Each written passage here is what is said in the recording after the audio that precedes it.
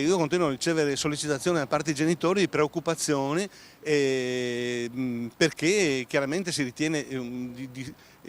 che si stia subendo anche un'ingiustizia. A più di 3 mesi dalla chiusura delle iscrizioni, genitori, alunni e personale scolastico non sanno ancora quale sarà il destino delle scuole medie Calvi e Palladio, inserite in 2 dei contesti territoriali più fragili di Venezia, via Garibaldi e Giudecca. Per questo l'8 febbraio è stata inoltrata la richiesta all'ufficio scolastico territoriale, ma non è ancora arrivata nessuna risposta e i timori sono molti. La soluzione sta nel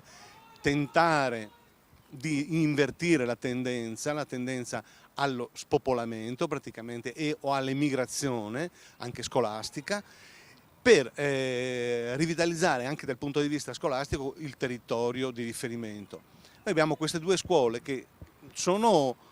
molto importanti. I numeri per attivare 2 classi regolari non si erano raggiunti, ma evidenzia Longo, le iscrizioni poi sono aumentate. Lo stesso assessore alle politiche educative del Comune di Venezia, l'avvocato Romor, ha scritto alla direttrice Nappa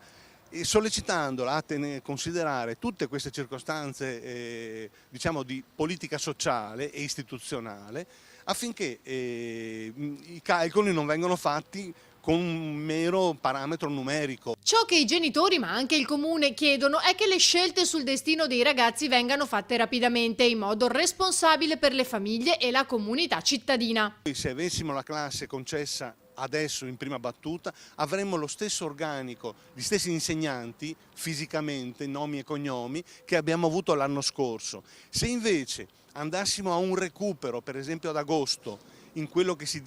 definisce organico di fatto, potremmo magari raggranellare delle risorse all'interno della scuola, un po' qua, un po' là, ma avremmo rotto la continuità didattica, avremmo rotto dei team